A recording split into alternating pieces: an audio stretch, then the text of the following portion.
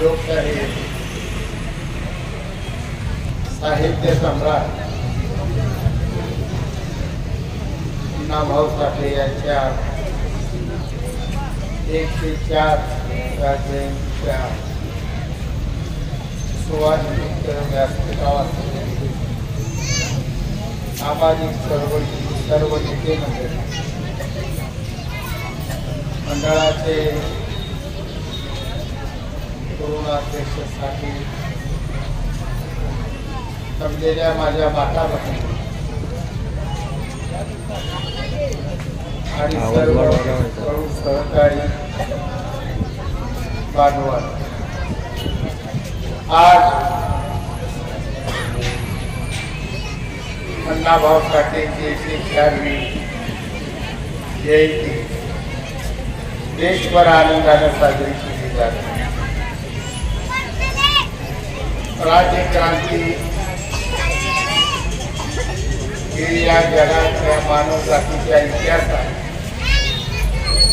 वेगवेगळ्या पद्धतीनं झालेली आहे. वस्तुकीच्या नवीन सुद्धा क्रांती घडलेली आहे. लोकशाहीच्या आंदोलनातून सुद्धा क्रांती घडलेली आहे. परंतु विचारातून आणि लिखाणातून जी सामाजिक क्रांती घडते ती चंद्र सूर्य अशी परिस्थिती चिरंतन ती क्रांती असते. तो विचाराचा धागा पिढ्याने पिढ्या हा देवतच जातो. उलट तो विचार एक पडती असतो सुरुवातीला, पण हळूहळू तो सूर्यप्रकाशासारखा तेजस्वी होतो. संपूर्ण अण्णाभाऊ साठेंचं लिखाण जर वाचलं तर त्या लिखाणातलं प्रत्येक वाक्य हे रजलेल्या, गाजलेल्या, पिसलेल्या, वंचित असलेल्या समाजाची एक हात प्रस्थापितांच्या कानावर आदळावी आणि ह्या आमच्या वंचित समाजाला न्याय मिळावा यासाठी त्यांनी लिहिलेली ही एक ओळ आहे. फकीरा एक कादंबरी जरी घेतली, मी कमीत कमी 70-80 वेळा वाचले. तुम्ही किती वेळा ती कादंबरी वाचा आणि तरुण मित्रांना मी आवर्जून सांगतो, हा प्रयोग करून बघा. पहिल्यांदा तुम्ही फकीरा वाचाल त्यावेळी तुमच्या डोक्यात एक वेगळा विचार वेगळे सगळे. पुन्हा दुसऱ्या वेळी वाचाल तुम्हाला दुसरा विचार सुचायला लागला आणि दरवेळी अशी उकल होत होत होत कुठंतरी आपल्याला शेवटी असं लक्षात येते की ही कादंबरी एका कुटुंबाची कथा नसून ही संपूर्ण भारत देशाच्या वंचितांची मांडलेली व्यथा आणि कथा आहे हे आपल्या लक्षात येते.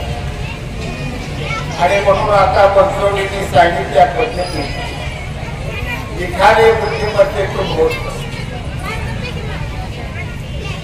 लिखाणे अंतःकरणातून भावना. ज्याच्या अंतःकरणातून लिखाण झालं ते अजरामर. मला फार ती उदाहरण आहे. तुकोबारायाची गाथा अजरामर झाली, चौकामाळ्याची आवक अजरामर झाली. अण्णाभाऊ साठेंचं संपूर्ण लिखाण अजरामर झालं आणि ते समाजाला दिशा देऊन गेलेलं आहे. एक आपल्या सुचिताचा आपला स्वाभिमान त्या लिखाणातून जागा केलेला आहे आणि आज आपण त्या स्वाभिमानाला आपल्या छातीला सावटाळून जीवन जगण्याचं एक धाडसी स्वप्न बघत आहोत. माझा काय वक्तव्य आहे की काही मला बनसोडे साहेबांनी उल्लेख केला, बापू टोपले साहेबांनी 4 कामं केली आहेत. आमच्या नेबर बसलेले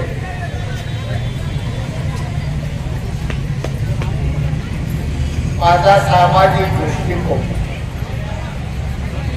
हा लहानपणापासून वयाच्या 4थ्या वर्षापासून हा समता मानणार आहे आणि सामाजिक समता जोपर्यंत प्रस्थापित होत नाही, सामाजिक समता जोपर्यंत नांदत नाही, तोपर्यंत या देशाच्या स्वातंत्र्याला खऱ्या अर्थानं फळ लागला असं आपल्याला म्हणता येणार. अजूनही असलेली प्रस्थापना आणि वंचित यांची धरी अजूनही भयावह आहेत, अजूनही मोठे घरी भरून काढण्यासाठी तरुण वर्गानं एका विचारानं, एका जिद्दीनं आणि वैचारिक पातळीवरती क्रांती करून समाजात काम करावं, हीच आपल्या सर्वांच्या वतीने साहित्य सम्राट लोकशाहीर अण्णाभाऊ साठे यांना विनम्र अभिवादन ठरवते. आज या ठिकाणी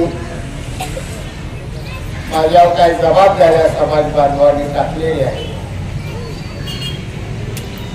मी उद्या मुंबईला गेल्यानंतर आजच त्या दृष्टिकोनातून एक पत्र तयार करतो.